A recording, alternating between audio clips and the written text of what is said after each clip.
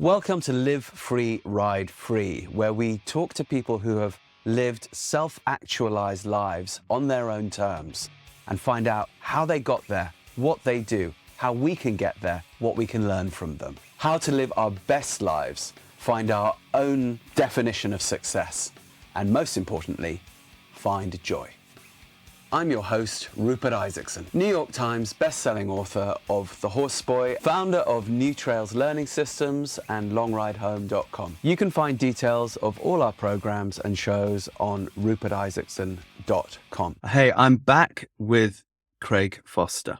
Those of you who listened to the previous podcast with him know that we went fairly deep into the idea of how human beings are trackers and how important this kind of is for our well-being and our happiness, in the fact that it connects us with the world and the universe, our habitat as an organism. We are organisms around us. But those of you who haven't listened to that, please go and listen to it. Those of you who know Craig Foster's work, then he needs no introduction. But those of you who don't, your homework immediately is to go and watch the film My Octopus Teacher. And if you can also watch a film called The Great Dance and his book, Amphibious Soul. But now I want to dive in because I want to pick the conversation up from where we left it before. Welcome back, Craig. Thank you for coming on. Can you tell us what you've been thinking of since the last time around this idea of tracking and the human soul? Thanks, Rupert. Good to be chatting to you again. I guess there's such a deep desire in me to feel that wildness, and I have been traveling a lot this year, unusually so. When I'm not practicing that tracking every day, I can feel the difference.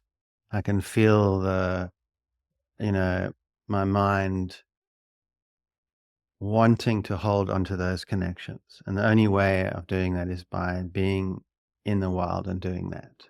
So I've missed that old way. I've missed that reciprocity with the wild. I've missed practicing that oldest language on earth. I mean, I do it in the cities. I do it inside. I'm always looking for little marks that people have left, or little scuff marks or dust particles. I'm looking for sign. I'm looking for patterns everywhere because it satisfies my psyche. But I've kind of thought, well, this year I really want to get back into some serious communication with these wild creatures. And it's an amazing way of doing it because, I mean, on Friday, I had this, full day in the wild with my tracking friends, and we were just picking up the subtlest of things, but the amount of information that I got, it took me 3 or 4 days just to process and figure out. And I'm going to give you an example. I found this piece of an ant's nest. I found a tiny bit of a baboon scat and a couple of very faded baboon prints. And from that came this incredible, interesting, possible story of these baboons raiding this cocktail ant's nest. And they have these amazing commensals, these little larvae of animals that they protect in the nest, and then they feed nectar to the ants. And I think that maybe the baboons were after these larvae, and that they opened the nest. But of course, through the baboons, through these little signs, I learned all about these cocktail ants and their incredible lives, and how they have these battles against other ant colonies, and how they protect their species that they harbor in the nest. And then allied to that was how these lizards get attracted to the baboon feces because it attracts flies, and they're catching the flies around it. And the story just gets bigger and bigger and more complex. Suddenly you're in the world of baboons, you're in the world of ants, and you're part of this wild system. But you wouldn't even have imagined that if you weren't tracking, if you weren't open to these little tiny signs that 99.9% of people are passing. So there are these incredible stories and these teachings just right there. So my main thought is now is to get back to that, because I've never felt better when I'm tracking as often as possible. And it's It's probably, really yeah. interesting listening to you just recount that. First question is, what's a cocktail ant? So I'm going to ask you to tell us what a cocktail ant is. But I felt, as you were describing that, an intrinsic sense of satisfaction simply hearing the report of your tracking discovery. And it occurs to me more and more as I age that quality of life, quality of mental health seems to be quite dependent on us behaving as our species wants us to, which is as trackers. And I make the distinction between tracking and hunting there. So I think when we use the word hunting, people mistakenly assume one's always talking about trying to kill something. Whereas tracking can involve hunting, but tracking is reading, as you know, the ecosystem in a much broader way. And as you say, our interaction with it. And you also said something at the very beginning there, that tracking is the oldest language in the world. So can you first tell us what a cocktail ant is, because I'm curious, and then elaborate on this oldest language in the world thing, please.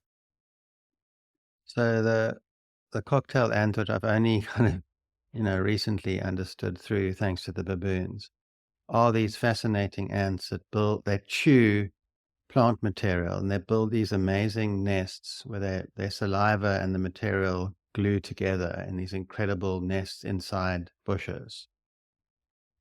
And they're called cocktail ants because the back of the ant, when they get aggressive, turns upwards like that. So the little tail is cocked. And they protect and feed these other about 5 different forms of larvae, and then they harvest nectar from the larva, and the larvae get the amazing protection. Larvae of other species, not Of larvae. totally different species. So it's like they're Yeah. farming the larva of other insects. Yes, yes. But they kind of those larvae know that they're protected there. The ants will protect them, and in exchange, they hand out the nectar. Yeah, and so in terms of the oldest language, it is a whole language. So you're looking for patterns, you're looking for sign, you're looking for spoor, you're looking for hundreds of these little patterns that then link up and make sense and allow you to survive if you were living fully wild. But I don't hunt in any way, but it allows me to psychologically survive because I need to understand and know and feel I belong in the ecosystem I'm in. And I mean, just to give you an idea, there are like 10 stories like that from Friday, but they're very subtle. You just get a flash of something, and then because you know the ecosystem, then you're putting together all these possibilities that then suddenly click into place. And the puff adder's hunting right next to the sea in the dried kelp because the little rodents live in there and eat the amphipods. And then you just feel this whole language.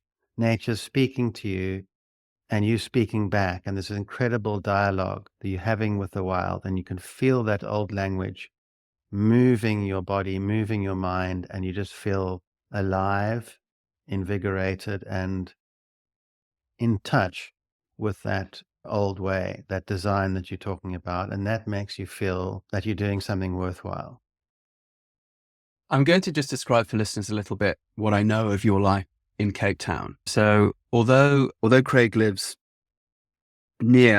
close to a large city, those of you who know Cape Town know that it's bordered by large protected areas that are very, very wild, a large proportion of which is coastline.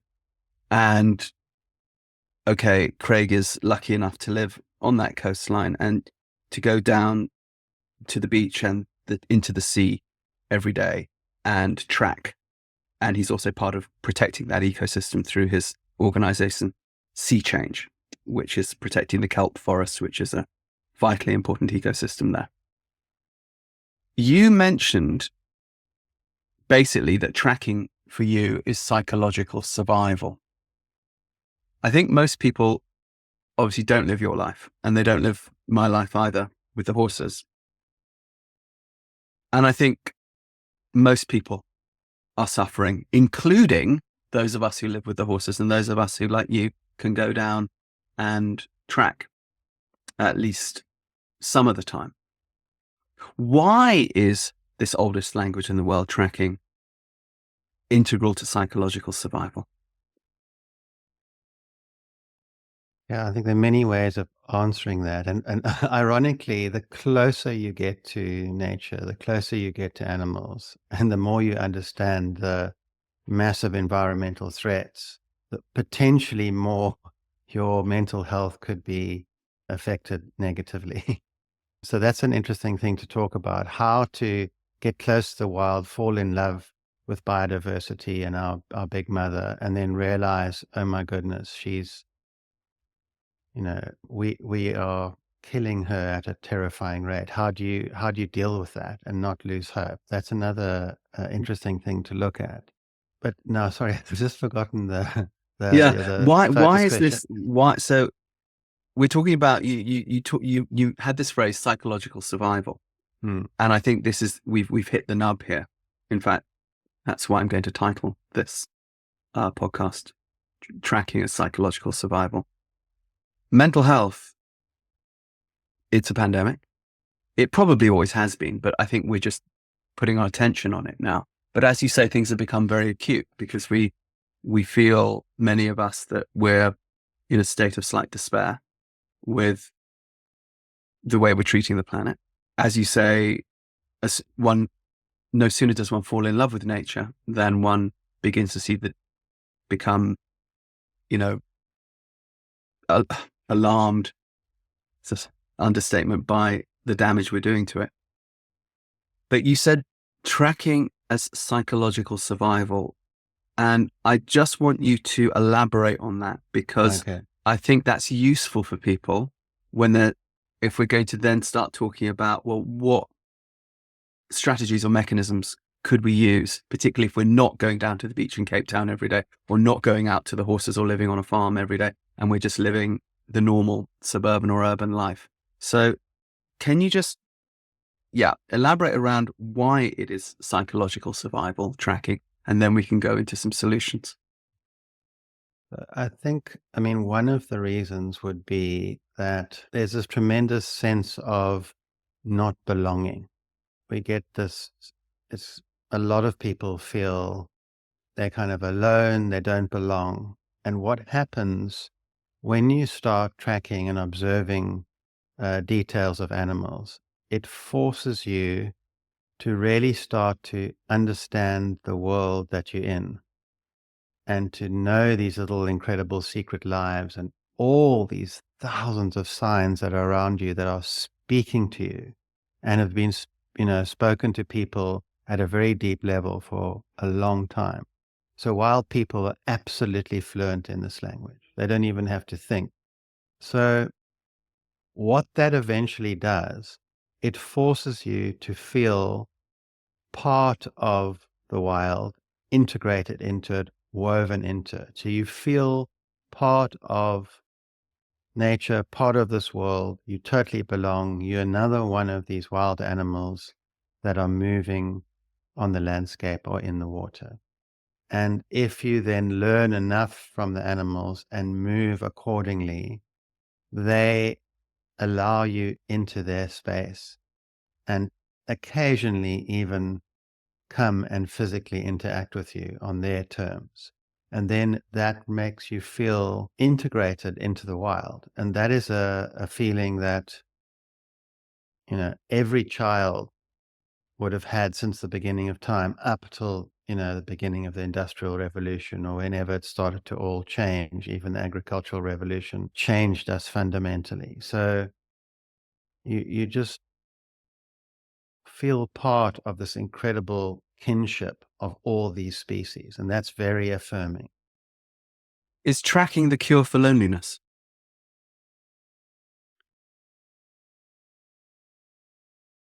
I think you can't, just expect to be the kind of lone ranger, solitary person and then get all your sustenance from nature.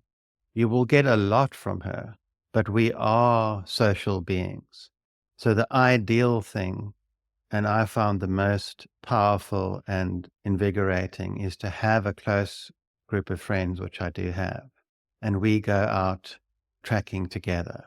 And then, the five minds is so powerful because you're getting all these inputs and you're thinking, okay, that's it. This is what's happening here. And the feeling of moving in that group on that landscape and being taught by these wild creatures, it's unbelievable how it bonds you. So you have kinds of friendships that are, for me, impossible to get in other ways. It's so ancient and old and primal that it just completely like connects your minds in that wild. And it's what's interesting is some of the young people who've come with us, they 20, 30 years younger than me. I would battle to be friends with them, but because of this shared awe and wonder of tracking and in the wild, you actually have so much in common. So it's cross generational. And then, of course, it's a lovely feeling to be passing that on to a younger person, and their mind is often working really well, better than mine. So they learn very fast, and they can add a lot to the thinking pot. So tracking is the cure for loneliness if we behave as our still living ancestors, because there's lots of hunter-gatherers still on the planet. If we behave as they do, i.e. going out into nature to track in cooperative groups, right? Because that's the nature of our species. It doesn't get more connected in a way, and yeah, and it does. There's something about those relationships that are very, very powerful.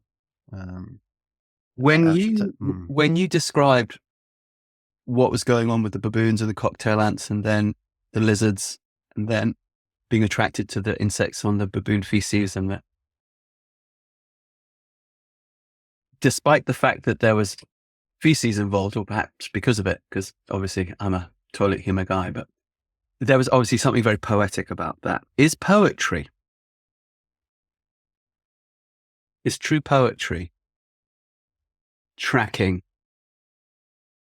the environment in which we live and interacting with it in this way? Is that why it's so deeply satisfying? Because it's effectively living inside poetry? Is that the nature of poetry? When you say that, I think of like the elegance of the natural system itself feels deeply poetic. Mm. When we when we just what pops into my mind when we started to decimate the great whale population, you would think that the krill that they feed on would, expand in numbers dramatically, but their numbers drop dramatically. And it's quite funny because they rely on the whale poop, and the whale poop makes all the phytoplankton bloom, and that's Okay. what feeds the krill. So I mean, there's this extraordinary poetry in that system that is, I mean, it's mind blowing that you could have so much biodiversity, so many animals and plants, kind of, and there's a lot of predation, yet there's this just unbelievable life that springs from that. Yeah, it's pure poetry in many ways. Okay, so if the soul of poetry is rooted in our interaction with the natural world, which it has to be, right? Because we're an organism, what else can we interact Yes. with? Even when we're interacting with each other, even when we're intellectualizing things, we're still operating within the frame of an organism. Just we're limiting the number of organisms, i.e. human to human. But there it is, it's still there, that natural thing. This brings up the question which, before we hit record, you were posing, which I think would be very good for listeners to think on too, which is what happens to the mind when we become literate? So to frame that question, 300,000 years, more or less, our species, as far as we know, sapiens sapiens, and certainly about 290 something 4 years of it, not literate.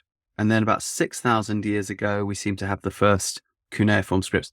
The archaeological thing is being rewritten all the time. Maybe, who knows, maybe we've been literate in previous iterations before, but not for as long as we've not been literate. And we use that word illiteracy as a pejorative. We definitely, illiterate, that's a bad thing.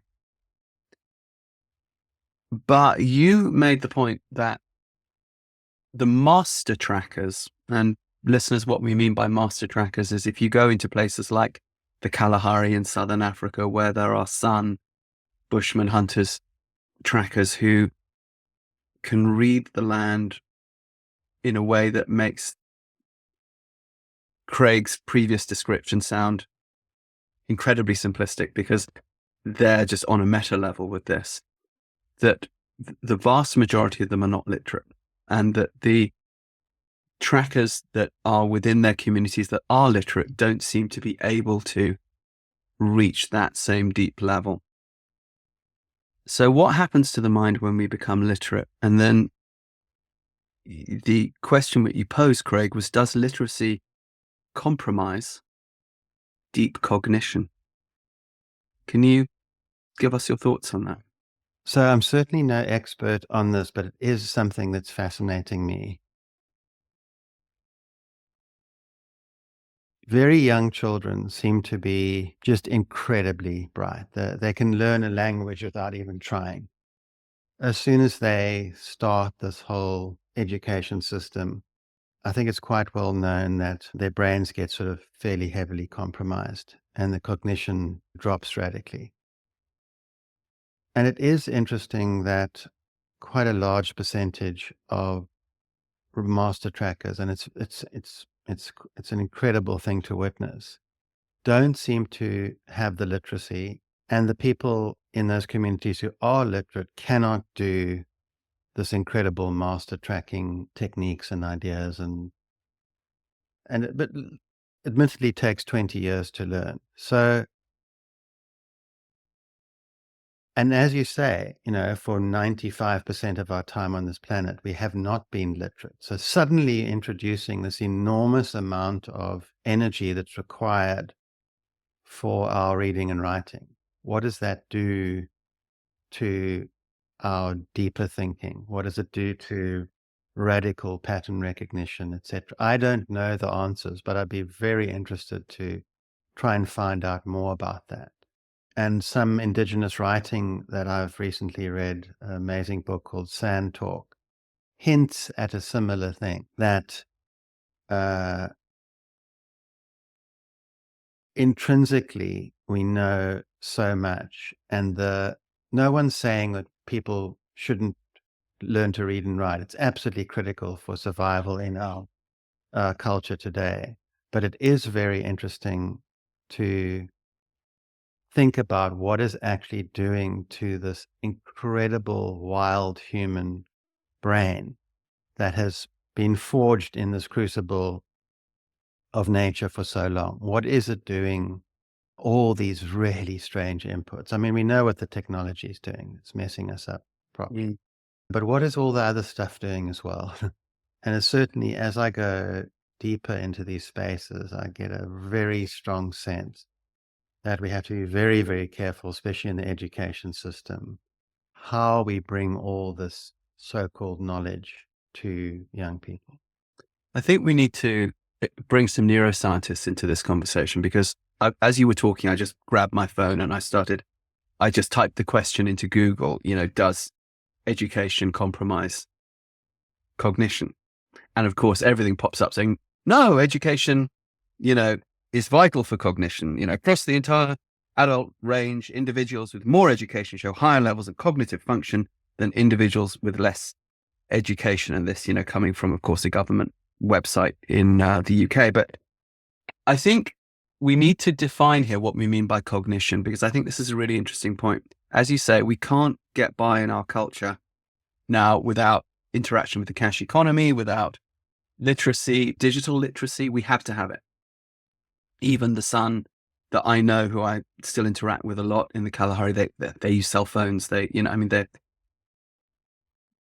have to, or they get overrun by people that have that kind of technology. So when you say cognition, given that any sort of educational psychologist probably would say, no, you got to have literacy for cognition. Why are you posing something that's what do you mean by cognition that might be different to what they mean by cognition? No, well, as you say, how are they measuring that? The level of thinking and understanding it takes to be able to look at, very, very faint marks in the earth and put together this unbelievably complex story and then follow animals that are unseen is one of the hardest things it takes. I mean, it's 1,000 times easier to fly a jumbo jet or be an astronaut or anything like that. Anybody can eventually learn to do that. This is something that's very, very difficult.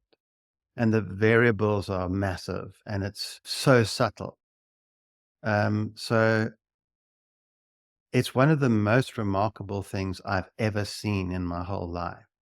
This ability to figure out these incredibly complex secrets of nature. It is absolutely remarkable. And I mean, you have witnessed it. It's mind blowing.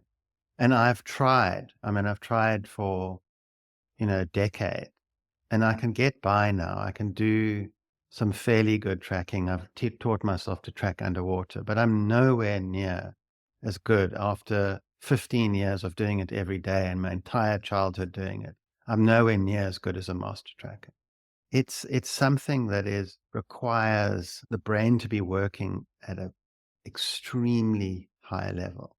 So whatever that is, or whatever the terms are, I'm, as I say, I'm absolutely no expert on any of this neuroscience or hard work, but I have a strong hunch that our brains are being rewired when we learn to read and write. And when we learn to track, other neural pathways are opening up. And I mean, after this now intensive 15 years of tracking I've done now, I notice my thinking is way better, and especially in things like storytelling and writing, funny enough, but in the story structure side of things. So, and I've noticed people like my friend John Young have taken young people out who say struggling in school with math or science. And after 3 months of tracking, without doing any extra math or science, those kids are suddenly fine with that. Who is So John Young? Tell us about John Young. John Young is an incredible tracker, storyteller, written many books on bird language. Where's he from? He's from America. He now lives in California, but he Okay. was from the Pine Barrens. I can't remember exactly where that is, but on the New Jersey. Yeah. New Jersey, that's right. Yeah. So, and he spent his whole life tracking from 9 years old, Okay. in very interesting childhood. And so there are these hints everywhere that there is something, there's something extraordinary here. So much of, I think, the way forward, the future of our relationship with the planet, our way of telling the story of who we are and how we should interact with the planet. I think so much knowledge is bound up in the indigenous peoples of this planet. And Yeah. this track, Where else can it be? yeah, exactly. So, and this tracking is this fundamental base for our whole relationship with ourselves, with our minds, with our environment, with animals, with all the kinship. It is the binding language that takes us back to the beginning, and pre-human as well. I mean, definitely Homo erectus and these early hominids were tracking. So it's part of our deep way of thinking and interacting. Right. And And it and must be true of every organism, right? Because every organism has to track, right? Every organism either predates or is prey, has to read the environment around them all the time. Otherwise, they don't survive. exactly. And they've got these incredible sensory systems, but we've developed this incredible system because our senses are not normally often that good, but we've got this unbelievable system of tracking that has kind of, you know, made us as good as animals in many ways. And we've used our big brain to do that.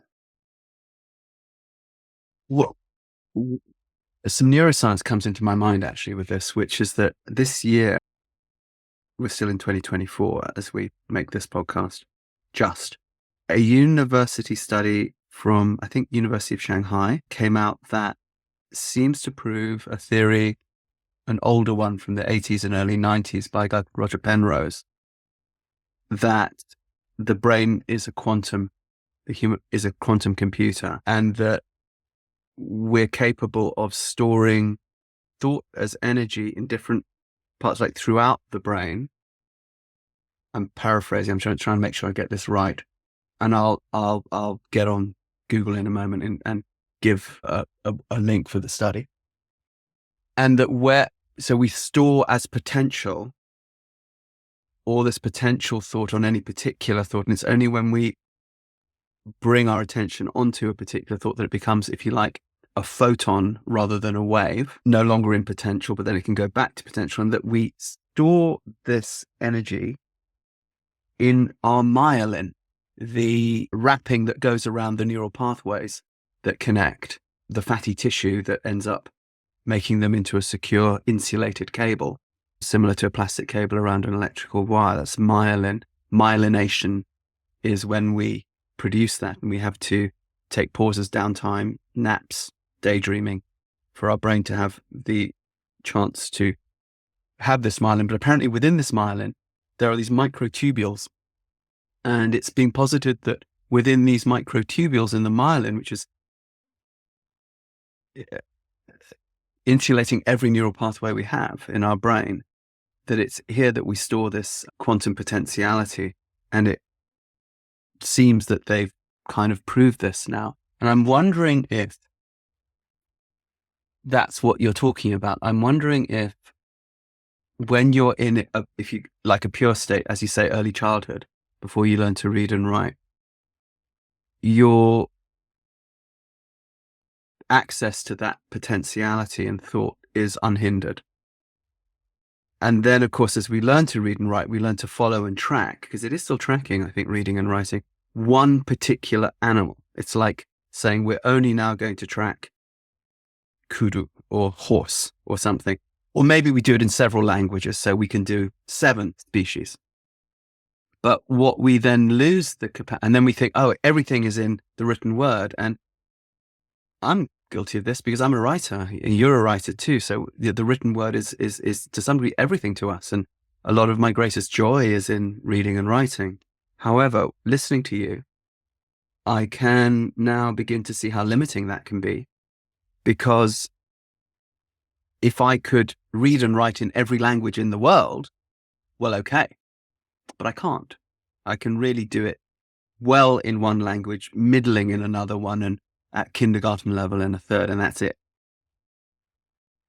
Is a master tracker, in the indigenous sense of a human being, i.e. an original sense, an authentic sense of a human being, is a master tracker effectively somebody who can read and write in every language in the world? Because there you are interacting. How many species are you interacting with if you're a master tracker? I mean, take a guess. What do you think?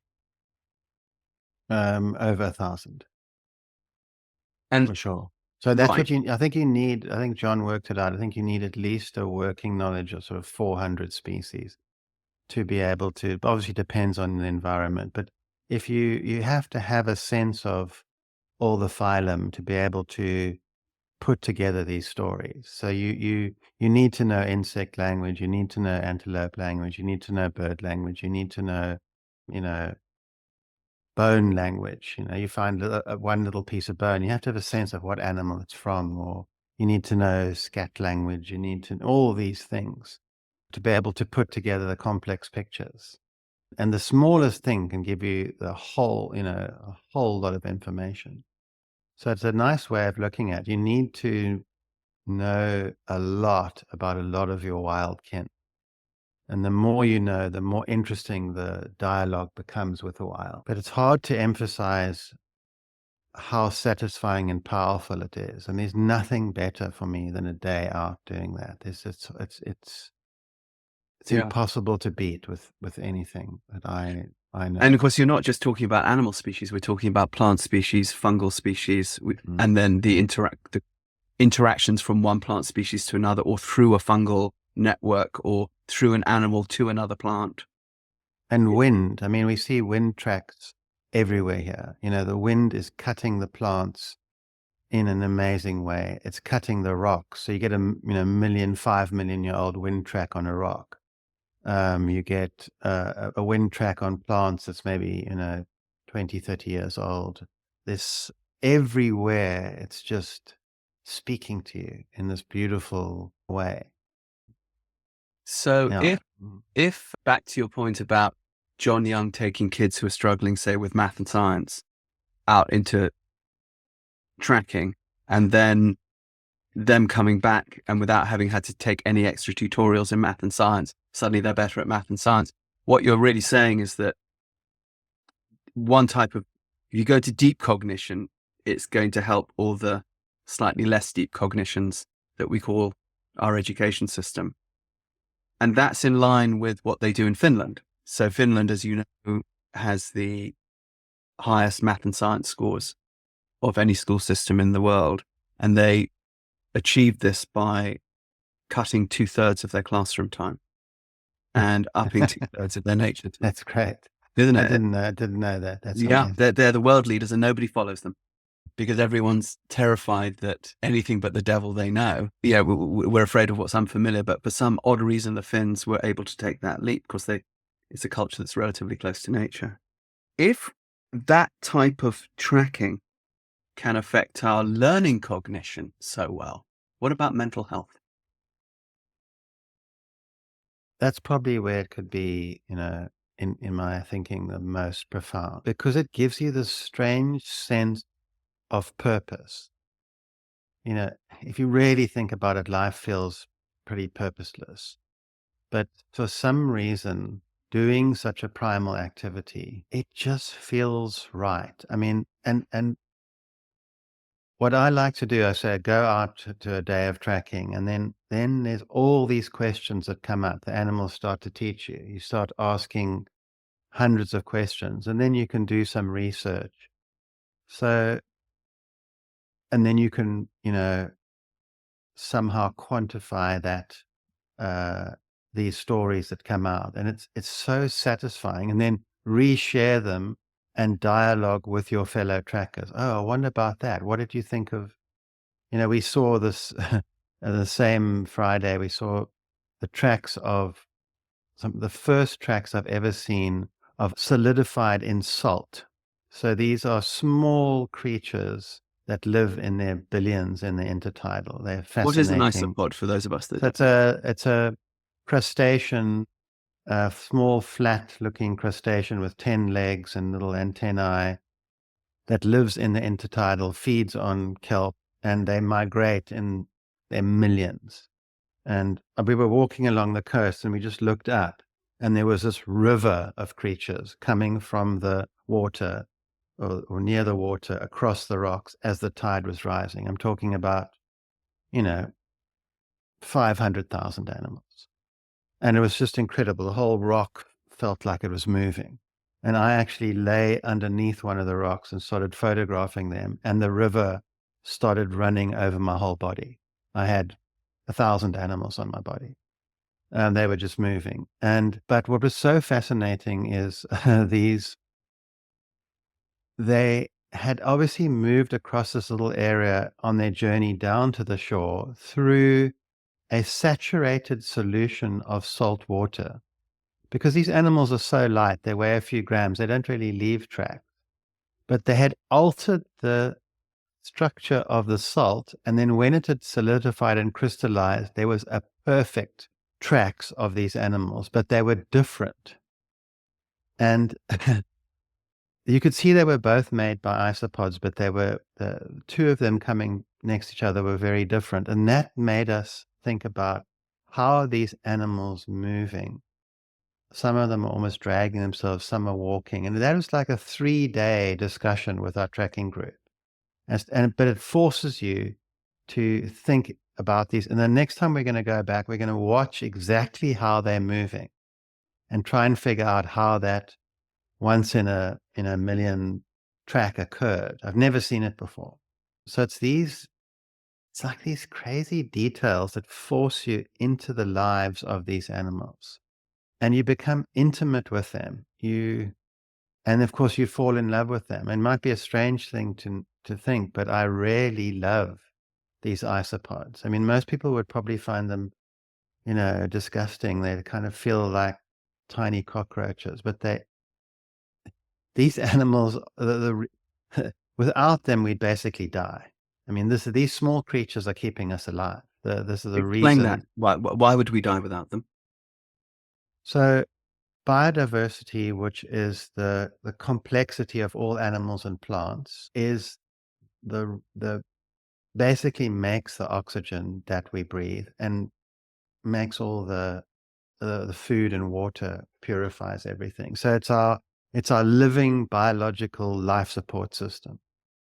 So if you start taking out a fundamental animal like this that provides food for all the other creatures, birds eat them, fish eat these animals, otters eat them, everything eats them, you will have a trophic cascade. You'll have a large amount of animals dying, and fairly quickly we will not be able to live. There will be no life support system left on this planet. So it's a fundamental thing we've forgotten, that biodiversity, this mother of all the creatures and plants together, is literally keeping us alive from second to second. And when you feel that and you look at this river of creatures, I mean, in large parts of the world, there are none left. You just think, oh my God, I can actually, during this apocalypse, I'm lying and this river of these animals, thousands of legs are moving across my body. Isn't that a privilege? Isn't that something to celebrate? And as I get up, I'm so careful not to squash one or whatever, and just gently knock them off my shirt and try and, get them out of the socks and everything so that none are injured, even though they're millions. They're just so precious. Each one is a part of our life support system. So it forces you to feel deep empathy. This is what tracking does. It forces you into the other's lives and makes you appreciate them at such a deep level that you feel uplifted. You feel that this is a good thing to be doing, for no particular end, just in doing it for itself and nothing else. And Well, everybody in the group feels it. It's it's like, interesting. Was it Confucius who said, for happiness, practice the arts? Basically, not with the intention of being a master artist or selling your work, just the sheer joy of the practice. Is that what we're talking about here with the mental health? It's the sheer joy of the practice, the empathy. So you don't, and what it does, it forces you into the present. Because if you've got a goal, you're always thinking, ooh, I'm now going to be, I don't know, making an artwork from these tracks or writing a book or something. Mm. Then you're going to be living in that future space. But what it does, it's incredible how it forces you into the present. There's, no cell phones, there's nothing. We're just out in the wild. We're trying to figure out what the animals are saying. And you're absolutely present. And that makes you feel, and you get a very distorted sense of time. We go in and you're in that world of, say, the isopods, and you pop out and it's 3 hours later and it feels like 15 minutes. Mm. It forces you to be so present. And that is deeply healing. And of course, all the sounds of the wild are there. Everything's making you feel, lowering your nervous system, put it that way. Your whole nervous system just seems to come down and feel, You this. talked about this sense of belonging, which of course we all long for because we're social animals. And, it's a well-known but true cliche that you can be surrounded by thousands or millions of people, but feel very lonely because you're not connected. And we are supposed to live in these hunter-gatherer groups where we're very connected. So is tracking like this so good for the mental health because it's actually good for our physical bodies, right? So our mental health is still an extension of our physicality. But also, is it linked with survival in some way, in that if I can read the environment to that degree, then I know that I have a kind of security because I You're just absolutely kind of right. don't need to worry, right? Yeah, you're absolutely right. And what's so interesting, I've noticed, if I'm in a place of very high biodiversity, I feel really good. And I think it's the case because my primal being, who doesn't know I can go to the shop and buy food and that, knows that, oh, this is an easy place to survive. I don't need to worry. I can Mm. actually lower my guard. I can survive. And I've been to places, had the privilege of working in near pristine islands where almost all the biodiversity is intact. And I have been absolutely shocked at how that affected my mental health. I've never felt better in my life. And so many of the other people around me had the same feeling. It's like deeply, deeply healing to be in a place where the biodiversity is fully intact. And I think that's because this wild creature inside us, the primal mind, absolutely knows that. It knows. I've even had the feeling here in the kelp forest swimming and across a reef where there's much more biodiversity for a whole lot of reasons. And you just suddenly feel this amazing feeling and you don't quite know where it's coming from. But I think our whole mental health, our whole levels of anxiety, our nervous system is all woven into the biodiversity of our planet. It just makes total sense that it would be. And we would gravitate in most of our time on this planet towards places of higher biodiversity. And I mean, as you know, we're very nomadic by nature. We'd be moving continually towards places and staying in places of higher biodiversity and then moving to another place as that diminished. We Yes. follow the rains, we follow the herds, we follow the rains, we follow the biodiversity. That's our whole way our psyche is structured. So it's tied in this most magnificent way. Our life support system, our mother, our big mother, and our well-being, our mental health, it's all inseparable. It's interesting that our brains, they're so efficient and they're so inefficient. So, we've come up with these shortcuts now, so we invented writing, then we invented money, and we invented agriculture, and we invented all these things to take out variables to make survival efficient. And then it seems that we've done this at the cost of our mental health. I was just thinking that, we follow the rains, we follow the herds. Now we follow the money. We have to. We have to follow Yeah, the money. yeah, Have yeah. to. I have to. And at the same time, it's one thing to follow. Interestingly, I have, like you, parallel careers. I got a career in horses, a career in mental health, a career in writing, and creative stuff, education. You have a career in, filmmaking, storytelling, conservation, biodiversity tracking, and other things too. I am never at my happiest than when I've got several parallel projects going on that seem to me to be working towards fruition, not as in the goal, but just as in developing nicely.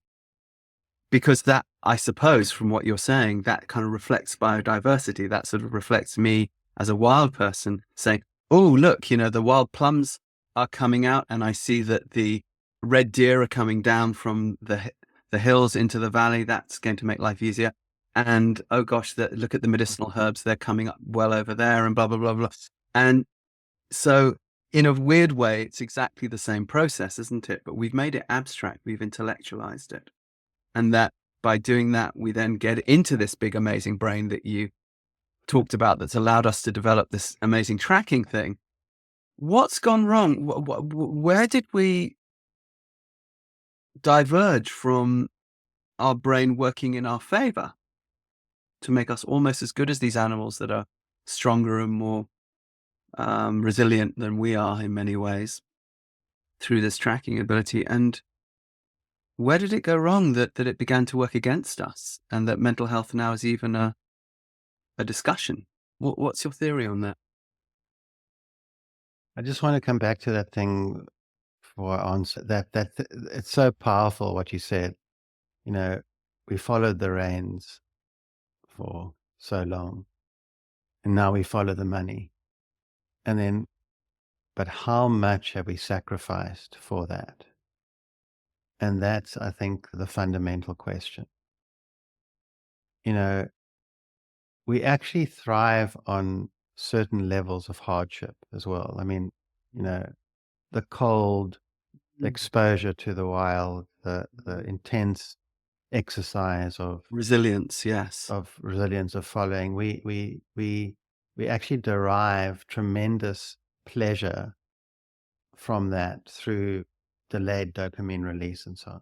Oh, yeah. So this, when you make things so easy and everything's, and just one example would be, you know, temperature control.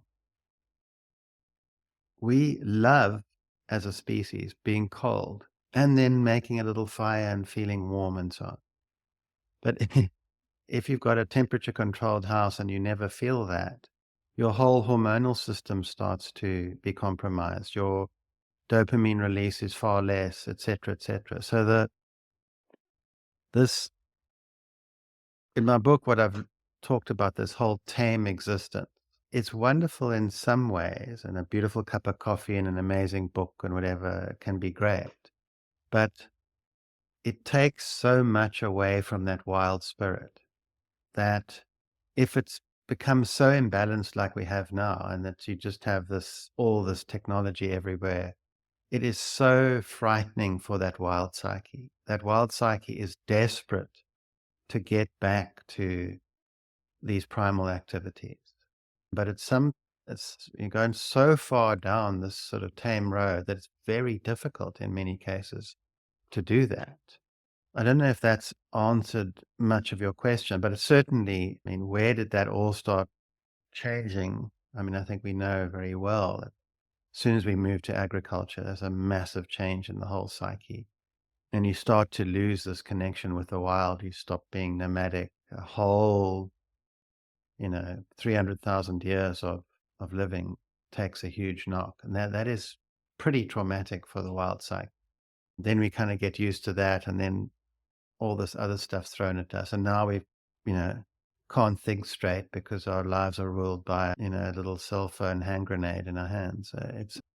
It's a very strange world that we're in. So we've become the aliens in on our own world. And the tracking and these primal activities basically reconnects us with who we are, and we stop feeling like aliens and we start feeling like we actually belong. And that makes you, it's mentally very challenging to feel like an alien on your own planet. And that's what's happened. It's not a good feeling. Before we go there, because obviously that brings up for me the question of people on the spectrum, like my oldest son, Rowan, who would say it can feel like being an alien, being in the neurotypical world. But even we neurotypicals feel alienated. Something that came up in what you just said, and again, on the subject of mental health and why is tracking so good for mental health, it strikes me from what you're saying that that tracking is intrinsically playful, in that when you said, well, there's no specific purpose, if you look at the way kids play before they get told that they've got to play winner loser games, but when they're playing like tag or just trying to hit that rock out there in the pond with this other rock, which is, of course, these are all hunting and tracking preparatory games that kids play.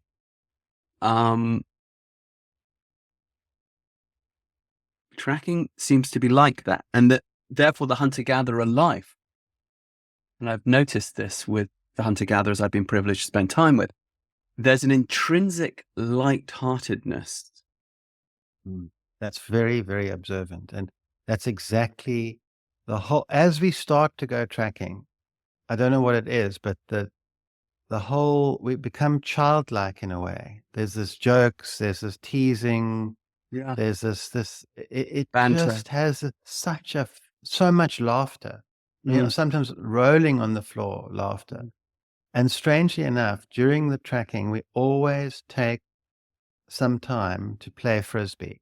And it's something about the throwing, you're throwing throwing a boomerang, throwing a spear. It's like that. Yeah.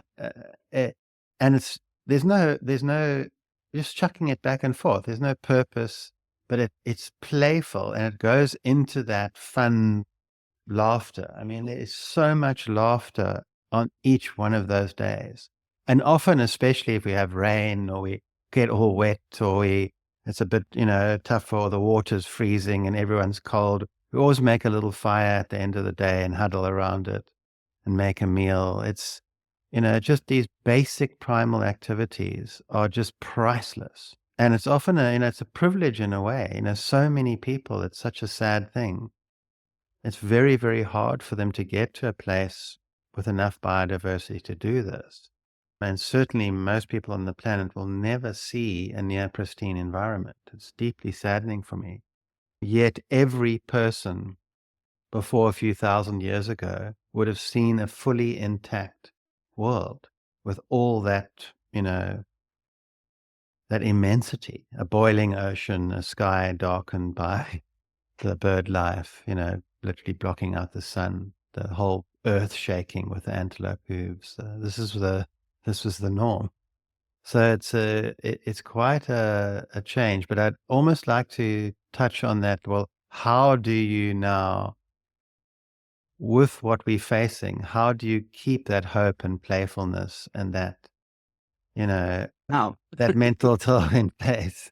So I've thought about it a bit, and instead of, there is a desire when you start to fall in love with the wild. There's a big desire to say, okay, now I'm going to try and save this planet.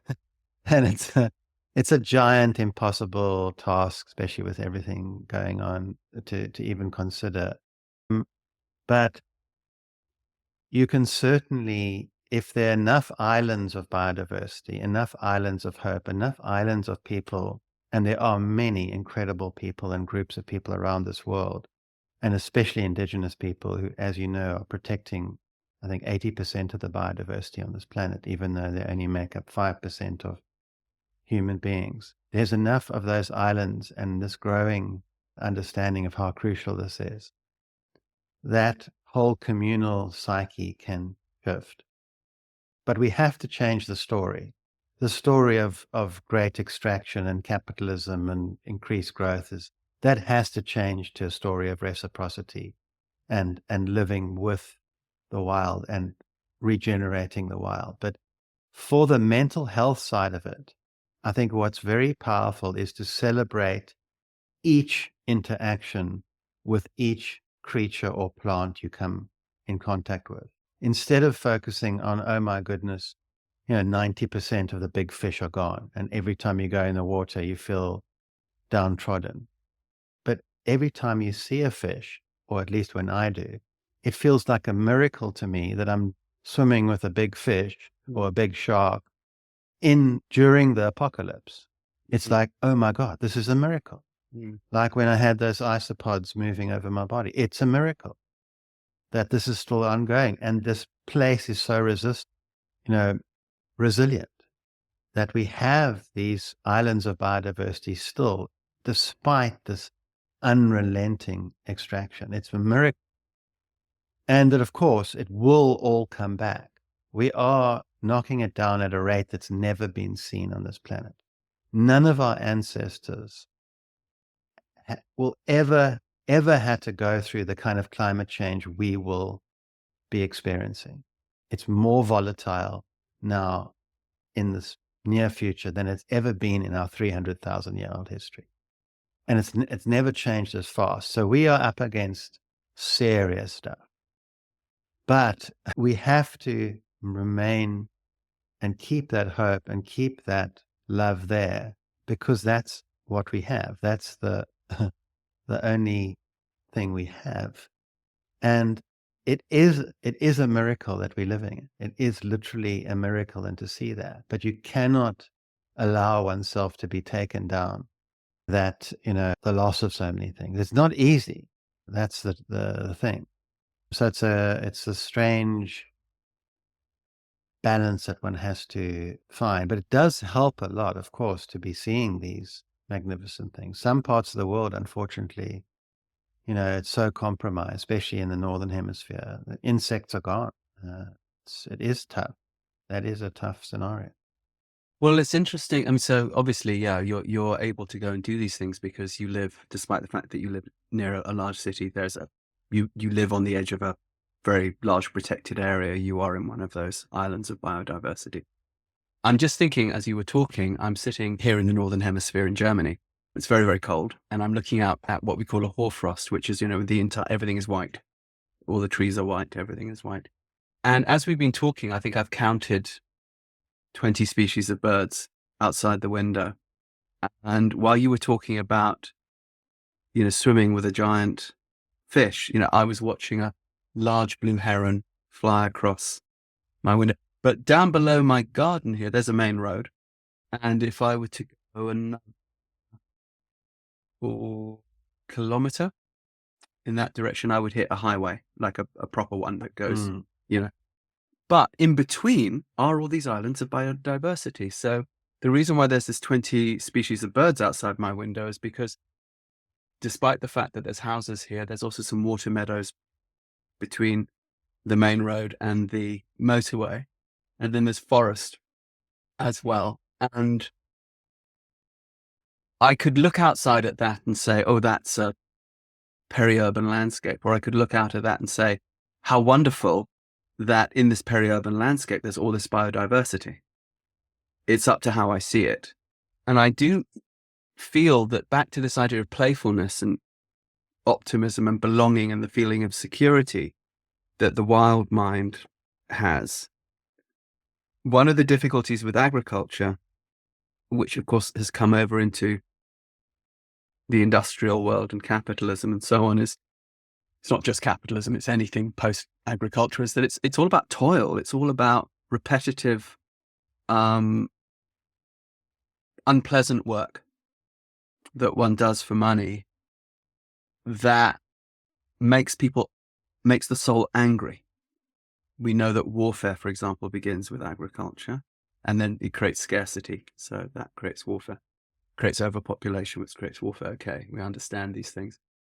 But it means that I could then be in this landscape, which actually is very nice, this large village, small town that I live on the edge of in Germany. It's very beautiful. But I could be looking at it as, oh, the nature's gone. Or I could be looking at it as, wow, there's so much nature here. Depending on what my outlook is, I would posit that I was taught, I have a certain inherent optimism. It's part of my nature. But I would posit that I got really taught it by the years that I was lucky enough to spend in and around the Kalahari with the son, Bushman, who really showed me how important this lightheartedness and looking for the glass half full type optimism of the tracker, the hunter, assuming a good outcome, because if you go out pessimistic, you're probably going to miss opportunities. But if one's mind is trained to not be wild, then it seems that perhaps we're training ourselves into pessimism. And pessimism can go to despair. And despair, well, we know that leads to things. So, okay, you're there in Cape Town. I'm up here in the Northern Hemisphere, but I'm still looking at a pretty nice place outside. If we are living in a place like, and you can be in the Southern Hemisphere, if I'm in the middle of urban Johannesburg, or if I'm in the middle of urban Queens or London, what am I going to do? How can I rewild? How can I track? How can I begin to have these experiences? And I know you wrote about this in your book, Amphibious Soul. So I'd like you to take us through some of those specifics that you noticed when you found you were out there having to walk around in New York and London and find a way to do this. But maybe we could then, with that, take it further.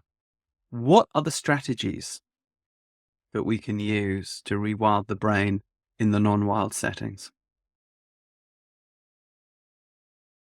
Yeah, I mean, obviously a large percentage of the human population lives in these cities. Yeah. So it's quite critical. And I was pretty worried because I'd spent years outside the city, I spent 10 years every single day in the Great African Sea Forest, in the kelp forest. And I was pretty skeptical to see if it was even possible to access or any of this in a city. And I was very pleasantly surprised in the middle of London to be able to actually do some pretty amazing tracking.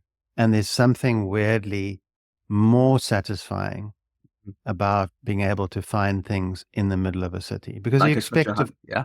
yeah, of course you're going to find it down here or in the Kalahari. I mean, there tracks everywhere. It's pretty obvious. But in the city, you're thinking, oh my goodness, this is just going to be a disaster. And I was amazed at how much information I could get about animals, about humans.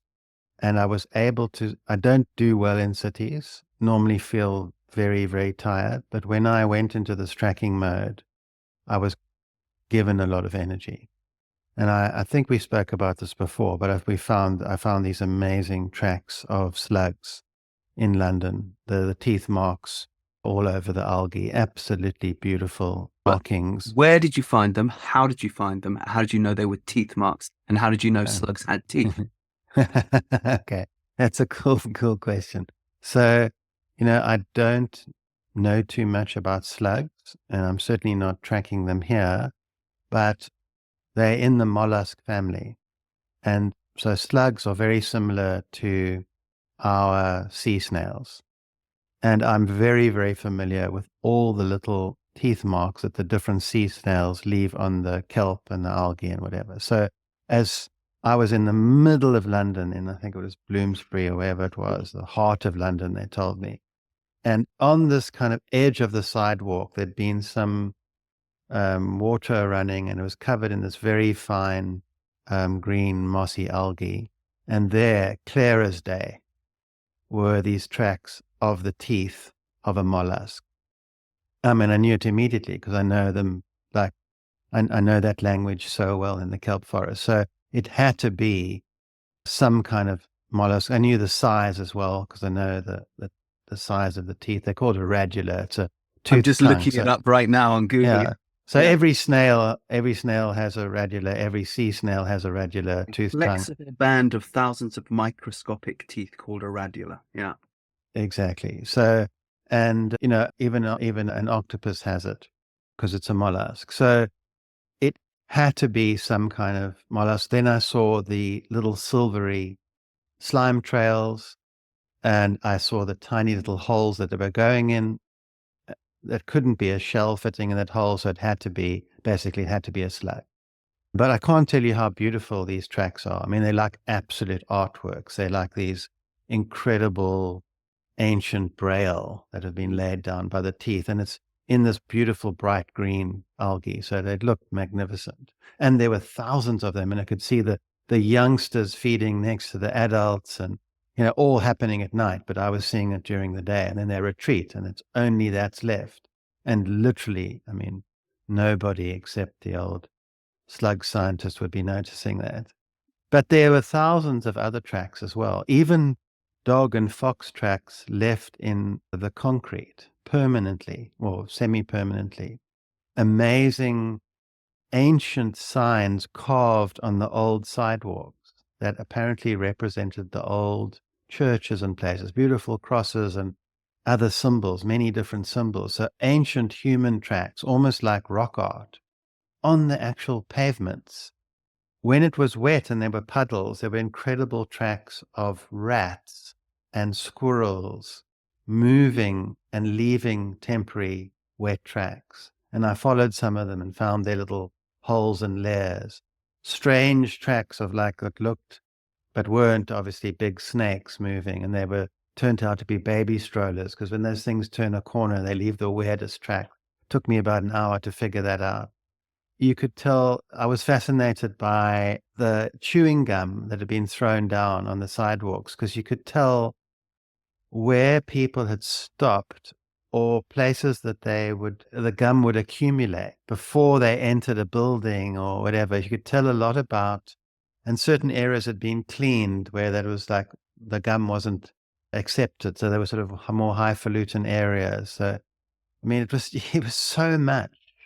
And this was only a day, 2 days of tracking. So I was in an unfamiliar environment. I would be able to accumulate an enormous amount of information if I spent a few months there. So, you know, a small bird living in a city like that can teach you an enormous amount. That animal is a master of survival, especially in a cold environment like yours. How the hell is it keeping alive? You know, just to know how that works would teach you enormous amount about birds, but also about yourself. And you'd appreciate that animal at a deep level. I mean, every, bird you see is a kind of master of survival, and with all the predators and everything going on. So I think it could even be more satisfying because you're just looking at this fragments of life in these, deeply urban areas.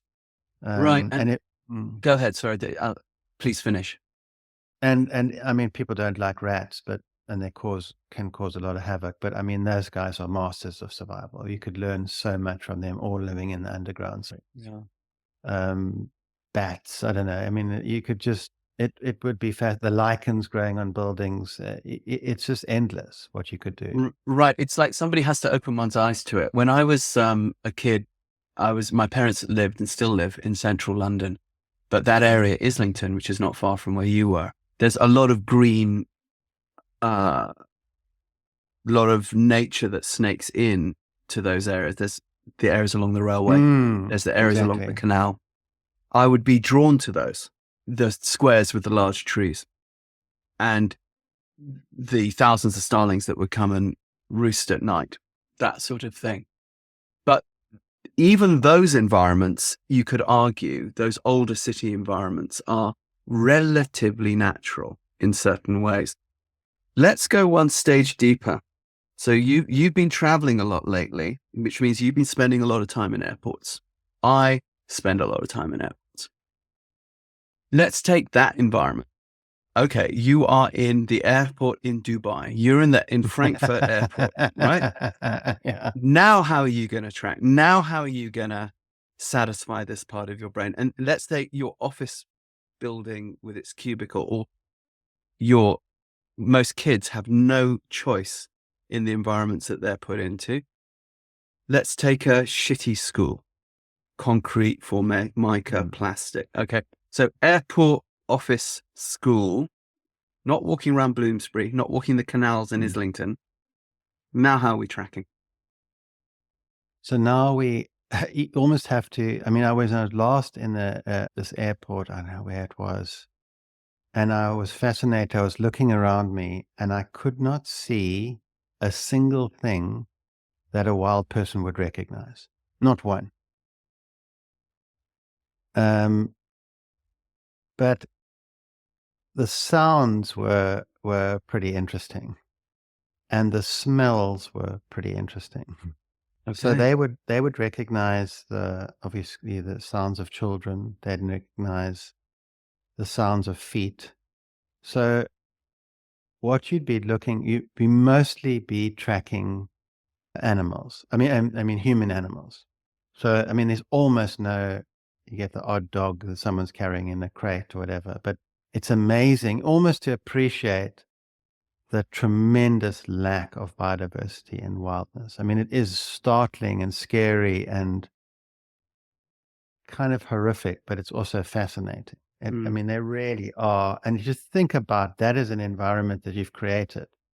It's kind of madness. It really is. Why would you want to do that?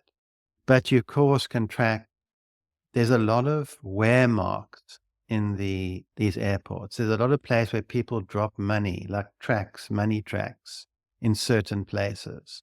There's stains. You can see a lot of little things where people are touching doors, what places they're touching, why, the various smells, the different types of shoes people are wearing will tell you a lot about who they are. Just look and then observe and trying to see, types of luggage will tell you about a person's personality or what they're doing or, so much about cultures. I mean, there are endless things to be looking at. Um, but it But you're is barely down much to one harder. species there. You're down to the human. Yes, I mean, some airports have got birds, but Yeah. it's pretty limited. You're basically down to, you know, basically, um, there's still a lot of creatures, of course. They're just microscopic. Yeah. So on our bodies, inside our bodies, I mean, we have thousands of different creatures that are actually keeping us alive as well in our biome and on our skins everywhere. And I guess you could try and tap into them. Well, it's interesting you bring that one up. So smells, the smells of other humans. When we are pressed together in close proximity, airplane is one of them, and busy airport, the full bathroom smells of shit. And people sometimes smell good and sometimes don't smell good. I'm not talking about the scents, the artificial scents they put on. I'm just talking. And then I became fascinated. Well, why am I reacting well to the scent of that person and not to the scent of that person? Or why do I find that person's breath or sweat repugnant? Why don't I get curious about that? Why? Or if I'm waiting in the bathroom and I go, oh God, it smells of shit in here. It's like, well, yes, of course, because that's where we're all shitting. But each shit smells different. Why does it smell different? And what's it telling me? And I became fascinated with this. And then, of course, I realized it's all about gut flora. And then I realized that gut flora not only produce, of course, all these different sulfury, nitrogen-y chemicals, which stink like poo, but they send out more subtle signs so that, for example, they can tell you if you think someone is ill or not, which can have an effect on one's emotional reaction to them. And this is happening on a subconscious level, or that they're very healthy, or that perhaps their gut biome is complementary to your gut biome, and therefore it smells good to you, and therefore you're attracted. And the last 6 months or so of my travel, I've been kind of trying to look through that olfactory lens a little bit in these quote unquote sterile environments, partly as a way to just find them more interesting. And I found that my curiosity was indeed satiated because it led me into an area of science that I knew a bit about because I work with autism, so gut brain is important, dietary, but I was looking at that much more from a how good is this type of diet for your neurons or not? This went sort of deeper, but I was forced to do that because I was forced to look for things to be interested in. I, however, like you, have been taught I've been mentored in curiosity. I've been mentored in how to find curiosity in places where it's not obvious. How do we help people who are suffering with the sense of alienation that you talked about, the sense of non-belonging that you talked about, who have not been mentored in this rewilding process, this curiosity process? If you were to write a basic 1, 2, 3 curiosity, tracking for dummies, curiosity for dummies, rewilding for dummies, to like hand out as a user manual to people in this, what would be like the 3 to 5 things that you would say? Here's the This leads to this leads to this leads to this, and this leads to that, and therefore you will find happiness and belonging. What do you reckon? What would you do just as a mental exercise here? I would maybe challenge them a little bit to say, can they name even 10 species of wild animals in their backyard? Right. And then most people almost can't do that. Maybe they're not necessarily interested.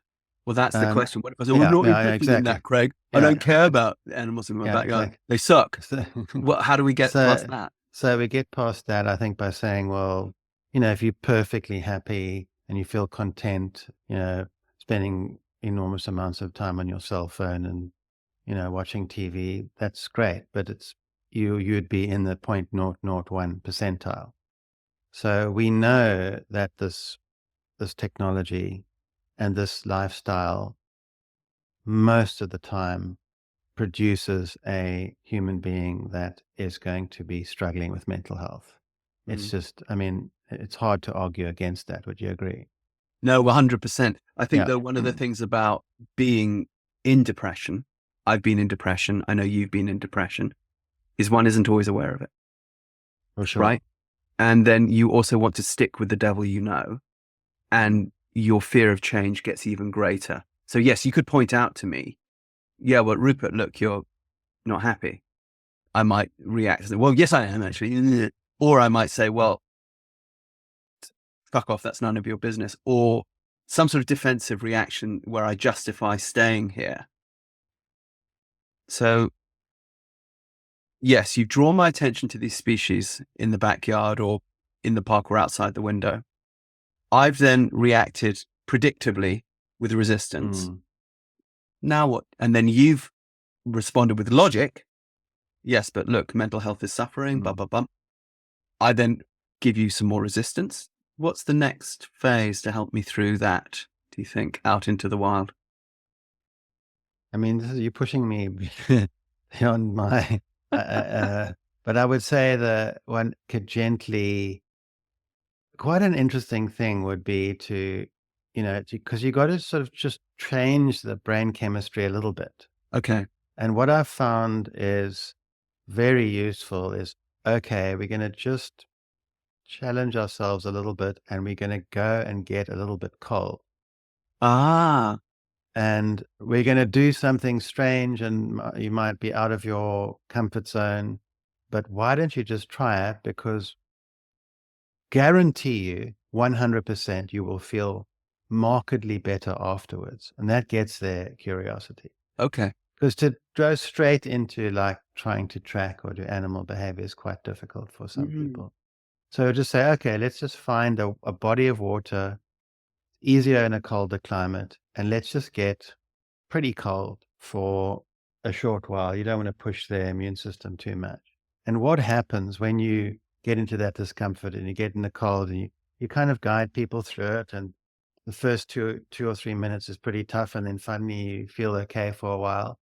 They get out the water, and then there's a 250% increase in dopamine. Suddenly they feel Give us that inst- stat again. You said that very a fast. 250% increase in dopamine. From going from very cold to warming up. No, from going from nice and warm to the cold, and then To the coming. cold gives you the dopamine. Yeah, so when you get into the cold, it releases not only dopamine, but masses of noradrenaline and adrenaline. And you just suddenly feel far more alive. So then you've changed the whole brain chemistry. It's in an incredibly powerful, quick way. And then when they're in that altered state, you'd say, oh, look at that little bird. Amazing, that guy's surviving without any clothes out in the cold all night.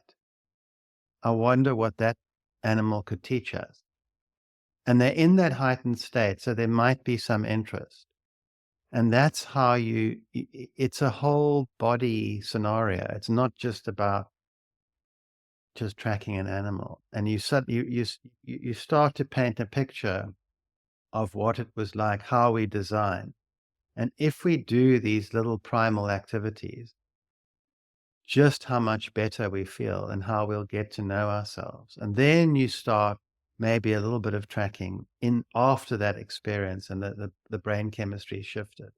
And you'd have to slowly repeat that, and then you'd see a few marks and you'd ask that person, "Oh, what do you think that could be?" And then they would normally have no idea. And then you could interpret the tracks and slowly build up a repertoire and an interest. And if someone they will suddenly get it. Like, oh my goodness, this feels really good. But to do it in a playful way, like you were talking about, a fun, playful, non-serious, almost joking way where you just get uplifted, and it's like this purposeless endeavor, but it's actually, deeply serious in many ways, because you can find your way back to yourself. You know, we have got totally lost. We've forgotten who we are, and we need this oldest language on earth to bring us back to ourselves. Um, What you've hit on, of course, is the altered state of consciousness, which is an authentically human thing. The wild human seeks out altered states of consciousness, right? So there's the shaman or the healer in the middle of the community who might use, as in the Kalahari, strenuous dance to enter an altered state of consciousness for healing, or in the Amazon, they might use a plant with dimethyltryptamine in it to affect the brain in that way. But either way, this pursuit of the altered state of consciousness is as old as humanity, hence alcohol, hence drugs. If I'm in that environment where I'm feeling depressed, I will turn to alcohol and drugs. I mean, alcohol is drugs, right? So I will turn to drugs. You could argue that so did my ancestors, but perhaps in a way to celebrate life rather than in a way to deal with despair. So I would say that a lot of people in those non-ideal environments do actually turn to that quest for an altered state of consciousness. But what I hadn't put two and two together is that you saying, yes, look, if you can change the state of consciousness through the sensory world, i.e., let's go get cold, or let's go get sweaty, or let's go run up something so we pant a little bit. And so whatever happens, we're going to put our bodies through a type of a stress that releases dopamine.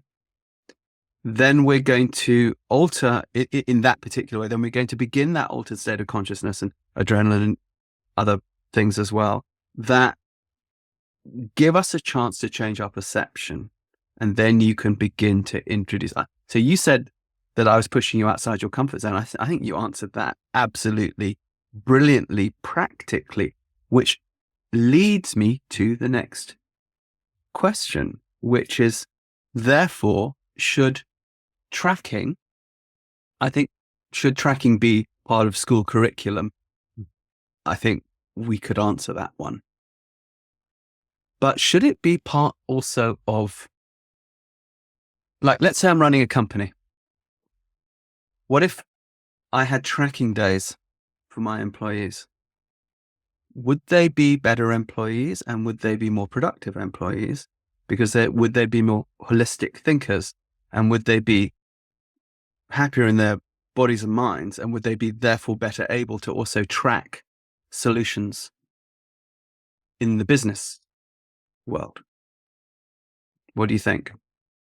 I think it would radically change their way of thinking. It does seem to rewire neural networks in a very positive way. And it does, to me, seem to improve thinking radically.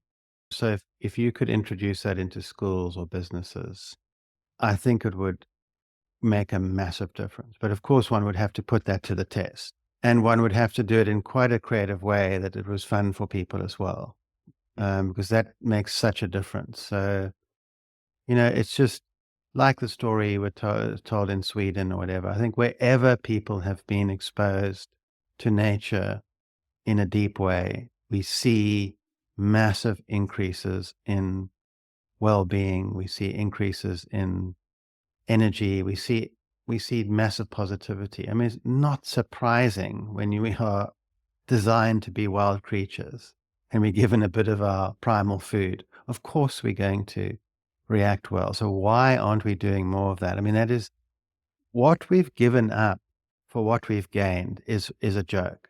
I mean, let's face it. We think we've got all this, all these trinkets, but what we've given up is this absolute awe and magnificence and wonder Mhm. and all this diversity. I mean, it's ridiculous to think what we've done. You go into the middle of I was recently at Climate Week in New York, busiest time of year, in the middle of the busiest part of the city. I'd just come in from, diving in the Great African Sea Forest. And I looked around and it was like, I could not actually believe what I was seeing and hearing. It was so shocking, I cannot tell you. And we've given up, you know, if you plonked yourself in the middle of that city and then you plonked yourself in a place of near pristine biodiversity and just notice the difference. Yeah. It's not even night and day. It's more than that. It's happiness to unhappiness. Yeah. It's like torture to to The bliss. primal joy. Yes. Now, I would agree. It's absurd. It's absurd what we've given up. What's interesting too is our tolerance, because as you say, Unbelievable. we're able to tolerate extremes, right? So tolerating extreme cold can be quite good for us, or tolerating extreme heat can be quite good for us. If it goes beyond a certain level, obviously it's not good for us, but we do crave it to some degree. But it seems like we've almost taken this to an extreme of living inside the amygdala, living inside stress, living inside cortisol, to a degree where I'm astonished by our resilience. I mean, as you said, you could look around there in New York and go, wow, it's awful. Or you could look around and go, wow, it's kind of amazing that our species can tolerate this. But what Just are we the levels of tolerating noise it for? pollution. Yeah, what? Yeah, that's the thing. The reward doesn't in any way match the sacrifice. Mm, mm. So people listening might be thinking, all right, I'm sold, but I'm living not close to an area of great biodiversity. But I do hear about learning how to change my nervous system a bit, put my nervous system in slightly unfamiliar, in things that will change my brain a bit, which will help my curiosity. And I will start looking for species and tracking the wind, or tracking people, or tracking people's stink, or what, all of these things. Okay. Like it or not, Craig, you are becoming a guru in this field. You are a mentor. So mentor us. I'm now listening to this podcast. I'm driving my car. Perhaps I'm sitting in traffic. I might think, what is the basic minimum that you as Craig Foster know that you need on a given day to tip the balance towards happiness? Because you're a sensitive dude. You can be tipped into unhappiness pretty quickly. So you're quite a good measure of this. What's the basic minimum of tracking type activity that you would say for you in the course of a day tips the balance to the positive? Well, for me, I do need a lot and I crave a lot. So I want to put as many hours of the day into that. But other people might not need as much. But what I would say is that if you could it feels very difficult at first and vast and open. Just take one creature. I mean, this morning before the podcast, I was watching some dragonflies eco pool I have, and the female was laying eggs on the surface, and the male was doing this guarding behavior. And they basically fly and hover to make sure that other males don't come in while this activity is going on and protect the area. And I shot a bit of it in slow motion on my little cell phone and just watched it, and the amount of joy that brought. And then, of course, say you've got a dragonfly in your backyard, the amount of fascination that that animal can bring to you. Observe it, photograph it, draw it, read Right. up on it. Just become obsessed with dragonflies for 3 months.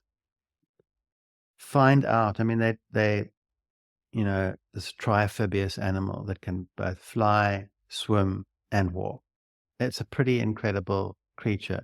And you will be amazed if you start to read up on them and know them and observe them. You will start to see insane animal behavior.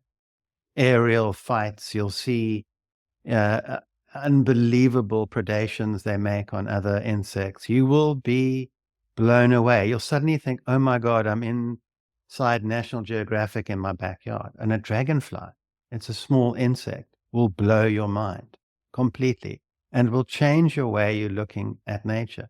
So just start with one creature that's easy for you to access. Even a fly is mind-blowing. That thing can operate, I mean, on that small amount of energy and do the kind of aerial acrobatics and how wind and gravity affect it. I mean, it's just totally mind-blowing. So just focus on one thing. And also then what will force you to do is say you took dragonflies, you'll understand their prey, you'll understand their predators, you'll understand the ecosystem they need, be forced to understand a lot of other things. But just focus on the one thing. That helps a lot. And then you might want to, I don't know, move on to frogs or whatever it is that's interacting in the same environment. As you were talking, I was getting curious about dragonflies. So it occurred to me that dragonflies fly vertically and can make the kinds of turns at speed that normally most things in flight can't do without breaking up. Like that's, when you get to sort of UFOs and unidentified aerial phenomenon and all that stuff, and they describe things moving in ways that defy the laws of physics as we know them, because they shouldn't be able to stop or move or turn that fast given how fast they're going. And apparently dragonflies do this. And apparently they do this by creating vibration inside the body, inside these tubules, back to tubules again, inside the wing, that create lift in a way that the people who think that perhaps the pyramids were built by creating sound vibration things that lifted objects, which you can actually levitate. You can look it up on YouTube. There's people levitating stuff with sound waves right there in front of you. But apparently this is how dragonflies actually fly. And so one could go into 100 different mythological or scientific places from how does a dragonfly fly? And then exactly. But you see, you've been trained in curiosity, and that's what you need to have with a training. Yeah. You need to be having that curiosity and just starting to ask yourself questions like that. And you can take yourself down these fantastic roads, and it's deeply satisfying. Yeah. And then of course connect with people who, do it a lot. But there's something about doing it yourself for a while and then doing that. You could join a group of people who like to do this or whatever, and then you would learn fast. But it is very satisfying to know about animals in your environment. It will change you fundamentally. There's no question. But you have to have the deep curiosity. It can't just be, okay, I know one or two simple facts. You've got to step into that animal's world.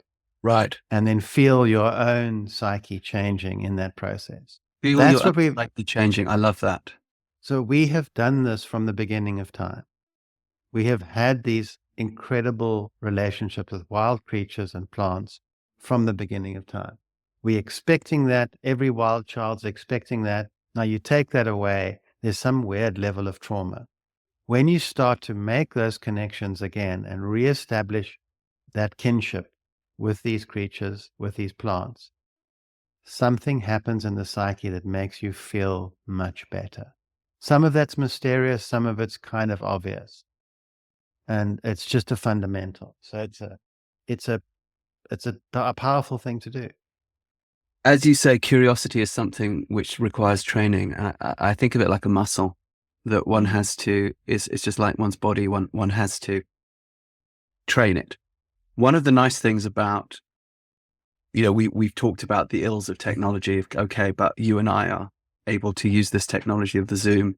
You're sitting down there in Cape Town. I'm sitting up here in Germany. We couldn't do that. We couldn't produce this podcast without that technology. And of course, as you were talking about the dragonfly, I got out my cell phone for about the fourth time in this conversation and started looking up stuff around what you were talking about. That cell phone has basically all of human knowledge at my fingertips. If I want it, I could also use it for really inane things. And that's also all right sometimes.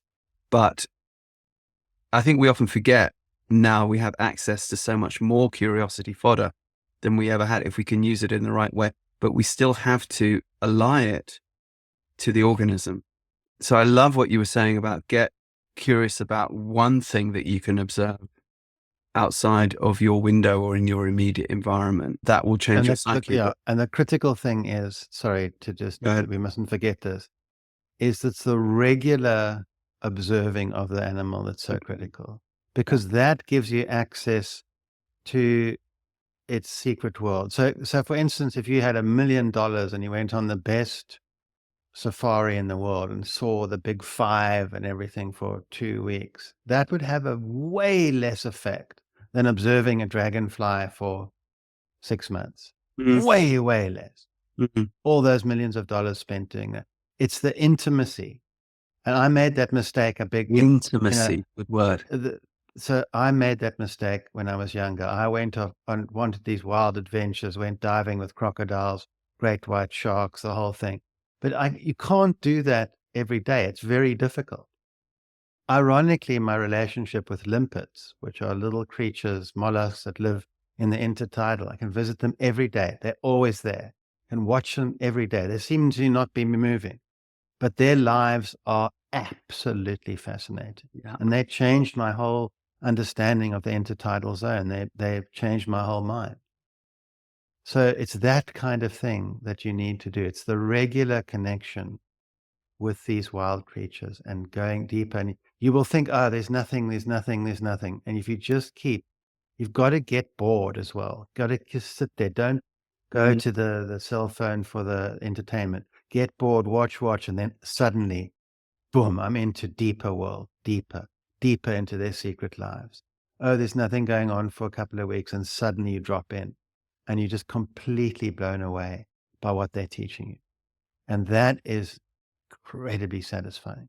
You hit on something very good there, though, that you have to be prepared, yes, to be bored and to go a couple of weeks without it seeming, in our Netflix cell phone worlds, we're used to immediate, constant dopamine stimulation. And this is a tricky thing to get around. We have a relationship at where I keep my horses with the local crows. So they started interacting with us in an interesting way because they were looking for obviously little bits of grain in the horse poo. And as we move the horse poo pick it up off the field and put it on the muck heap, they begin to follow because they know we'll break it up and they can find things in there. This became fun. So we started playing with them and leaving little peanuts out for them to see what they do with those. Now we're getting to the point where we're wondering, will they start to bring stuff back to us? But we've also observed that they now interesting hierarchies within their own group about who gets to show up to be with us where and when, and then how they are territorial with other birds in the area, bum. But we are out there looking for this kind of thing. I love your idea of looking for a slug or a dragonfly, keeping it to the insect world at first. What's cool about, the corvids, is they are so intelligent. So intelligent, yeah. I recently met an amazing guy, George Buman, who actually speaks Raven language. Tell us the name again. George Buman. How do I spell his? I think it's Bumann. Buman. Yes, and he's written a fantastic book on a lot of what we're talking about, but he has taken the time to actually understand these calls of the ravens in his area. And they tell him about the deer, they tell him about the coyotes, they tell him about the bears, and he can actually mimic these sounds and communicate with them. It's absolutely fascinating, inspiring. So you can take it, but it's taken many years. Mm. And that's the thing. This is a complexity that's hard to imagine. And that's what makes it so exciting. You're not going to, if you're learning a lot of things in our society today, after a few years, it's like, okay, that's it. But this is a deep complexity that will keep you entertained for your whole life. And you can go further and further. I mean, as you know, the crows they make tools, Yeah. they fish for larvae with hooks they make. I mean, it's just incredible what they can do. So, yeah, I think that there's this whole world out there that most people aren't accessing that is deeply enriching. I think we have taken this conversation to where I was hoping to take it, which is, why does tracking enrich? You just use that word, enrich, our lives. How do we achieve? I like the fact that you use this word, intimacy, that it's this intimate contact with nature that's so deeply satisfying, more so than, okay, the initial excitement of going on safari and seeing big five. Yes, of course, of course. But as you say, it's even when you're on those big safaris, it's often the small things that people point out to you that are the real takeaway memories. Something about the spiders, something about the bats, something about the beetles. I want to just recap for the listener that what Craig took us through on that process, even though he said he couldn't do it, he actually did do it, was this idea of challenging oneself when one's in a non-ideal natural environment for one's mental health, to change one's sensory environment, right? So you were saying get a little cold, get a little hot, get a little tired, go through that type of stress that creates that bigger dopamine release that will cause a change in your brain chemistry. And if at the same time you can look for some very small insect life, would you say that, and then as you're beginning to track that over, say, 3 months, that make that partly a solo process, but then also begin to look for a small group of people, that could also perhaps be Exactly. online, Yes. where you get together to discuss what could be going on. And that first step of the sensory change plus the observation tracking change, with the third stage of the social group getting together around that tracking, I think, Craig, you might have cracked the secret of human happiness right now. I think you might have. And what's critical is to have a tracking journal. A So you have tracking a journal, okay. So to have a tracking journal where you're writing down these observations and growing them and looking back and collecting photographs, sketching, and you're building a language. You basically you relearning the oldest language on earth. And I guarantee you, when you start to speak that language, it's going to take a few years. It will fundamentally change your life. There's no question. But you need to work at it. Like any language, you need to work at it. Like any relationship. Exactly. Exactly. You need to work at it. And that little tracking journal that becomes thicker and thicker will be your deep inspiration. And you keep growing it and might eventually have many of them. Did But that somebody is tell you to create a tracking journal, or was that something that you evolved yourself? pretty much, yeah, I was doing it intuitively. And I was using the camera and the photographs and the notes and everything to teach myself. That's how the animals taught me. But your memory is not good enough to hold it all in. So you need the journal to keep the master trackers. That's what's so amazing. They've got these unbelievable photographic memories. They can, but it's also practicing every day, and then at night you're talking about the stories, and that's what's so cool is to talk about the tracking mysteries. That's the oldest storytelling on earth. The the the the stories of the track of the hunt. It's so satisfying. I would be very interested to know what's the rate of dementia in these populations of master trackers. Is this type of intimate tracking constantly, and then the interpretation of it with your peer group, is this what the brain needs to stay young in the same way that it needs the physical tracking in order for the body to stay sort of young? Is Yeah, I this would what we love to need know. as we age more and more? Yeah, I mean, I would so love to have that data, that science, but I don't know if anyone's done that. I happen to know some people that are studying it, so I'm going to go off and talk to them and see if we could, because now I'm thinking, well, what if you had this kind of, okay, we talked about schools and offices. What about old people's homes? We put old people in old people parking now.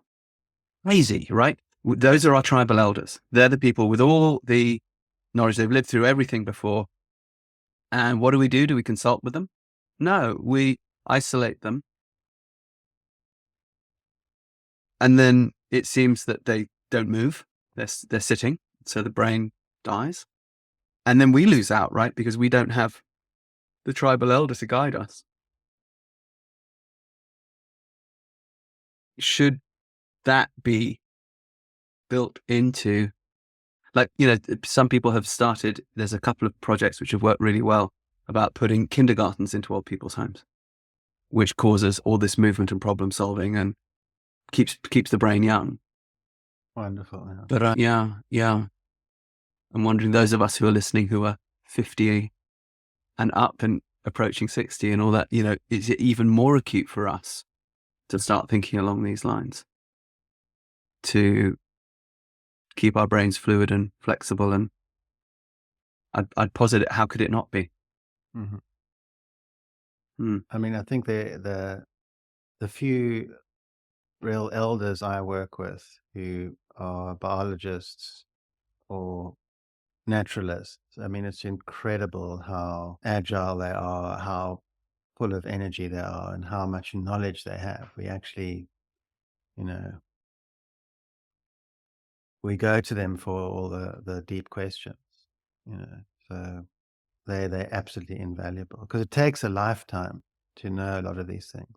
Actually, Yeah. multiple lifetimes of information passed down as it happened in, wild people, and that's what you actually need. Okay. So now I think we have an idea about how to rewild the brain. First, we've got to start with the nervous system. We have to change the environment a bit. We have to change our nervous system's way of being. A little stress is not a bad thing physically. And then we need to observe something. Insects are good. Then we need to get together with groups of people who are also observing. But as you say, we need to create the journal. I have not done this. I've written books, but I haven't journaled. I'm going to now. I'm going to do a controlled experiment. What it does seem to me is that you've given us an actual step-by-step formula for happiness here. We now need to put it to the test. I think we know what the results will be, but I think it'd be very interesting to put it to the test. And there's a challenge for listeners. I want a few of you to do this. Do exactly what Craig said. I'll do it with you. I'm going to do it. So maybe we'll get a little group. Maybe which of us listening, who's listening now, who wants to join with me to create that group? We can do it virtually. We'll have to, because let's use the technology to our benefit. That doesn't mean we can't get together sometimes physically, but let's do this stuff and journal it and see what happens. Such a great idea, Rupert, and thank you so much for kind of guiding this through in such an interesting way. Well, thank you for guiding us. It strikes me the last chapter in my book, Amphibious Soul, does try and lay out what to do Mhm. in a more detailed way, and obviously got to think about it a bit. And there is a example of the tracking journal, a few pages in the middle of the book. That is true. And then I've also created a 27-part short film series that goes with the book. And Yeah. my way of, and this is a very interesting thing, and I think you might like this. So what I try and do, if I've got enough energy, after every tracking session with my friends and team, I create a little tracking report. So if I've got a lot of energy, I quickly edit the still pictures and then I put a voice on that and I put the stories down. And as you do that, what happens is curiosity, questions, everything come up from the subconscious. And then you think, oh, what about that? What about that? And the whole thing grows. And then after a few years of doing it with them, I challenged them to start doing the tracking reports. And the Okay. 2 or 3 guys who did it, their tracking improved radically. Because as soon as you do the report, you have to think about it in a much more sort of profound way. And that is such a fun thing. And then you've always got that tracking report to refer back to 10 years later when you've forgotten a lot of that critical information. So you can do it in any way you like. The sort of lazy way is just a string of still pictures and then a voice. Or you can write it out in a journal. You can do it. You can put the two together. Some of them are even putting music on them and making fancy graphics. And we had a lot of fun with that. But they immediately got it. Like it was this language that could be translated. And it was, yeah, it's a pretty satisfying thing to actually do. But it's amazing how much you learn when you actually do the tracking report and try to also make a story of it. You know, there's often the story that is coming from the wild. So the story of the day might be, you know, one about reciprocity or survival or mutualism or whatever it is. I'm making notes as we go. I'm going to do it. And I'm going to do it I want to do it for, say, I think the minimum period would be like 3 months. Like, Yeah. because that's a season. So we're we're about midwinter. So I could do midwinter into spring. I'm going to do that. And the snow is obviously great for the tracks if you have frost or snow. And as you say, how the hell do those birds that I was looking at outside my window stay alive in this? Supposedly so. Now, I know a little bit about what they're eating, but there'll be a lot more that I don't. And how do they thermoregulate at night and mm, all that kind of stuff. mm. It's really interesting. And it's funny, even as you ask these questions, I'm taken out of myself. I'm taken out of my own head. Hmm. One feels immediately better. Yeah, Interesting. exactly. The empathy is tremendous when builds up with these creatures. Yeah, and that sort of true empathy, really. I think we often think about empathy as being something that's specifically human to human. And although that is a great thing, it's left out, I think, of that psychological conversation, the empathy with the world around us. But it's And also, it I can't, synchronizing with us. sorry to interrupt. I Yeah. can't remember if we spoke about this before, but this act of tracking, of throwing the mind into the track, is tremendously empathic because you're throwing your mind into the mind of that animal and what it might be thinking. And eventually, I think that's what started the first, trance or out of body experience. You keep doing that enough times, and suddenly you are inside that. So it's this activity of tracking is the fundamentals of so many of the major cultural activities that we undergo today. It's the origin of so much of our being, our thinking, and our deep activities. Right. And what's in it for us? Happiness, mental health. Yeah, tremendous belonging to that's the key. It's like, okay, I belong in this place. I feel like I'm Feel actually secure. part of this. Exactly. A tremendous sense of belonging, security, and oneness.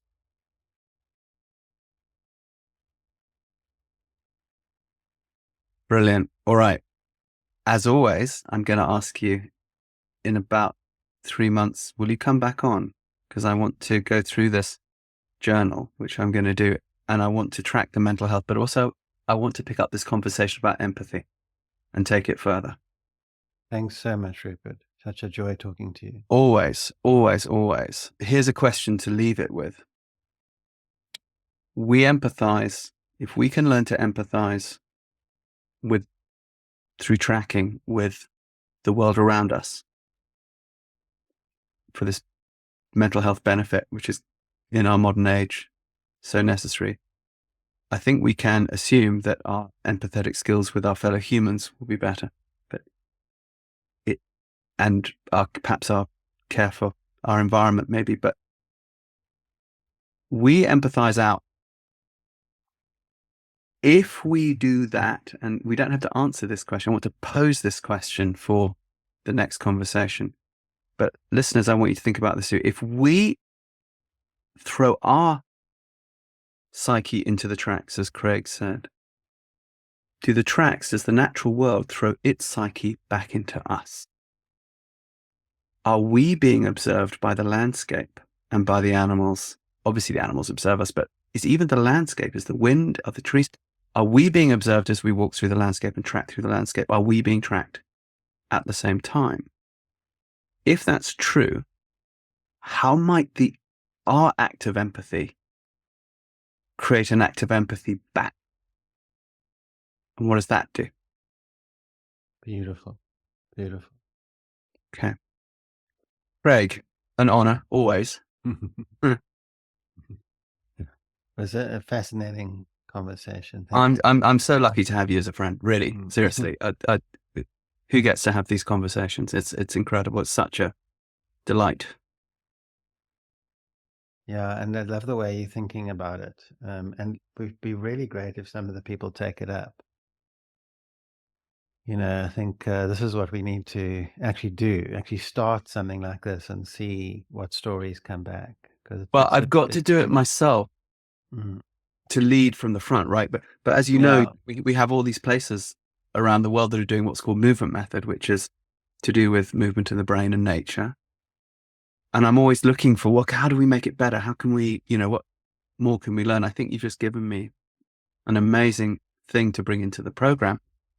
And I would love to be able to begin to develop this a little bit down in South Africa with you down in the kelp forest. We did not talk. Oh, this is what we need to get back to. You talked about, before we switched on record, it seems that certain people on the spectrum, the autism spectrum, can hack past these barriers with literacy and the tamed brain.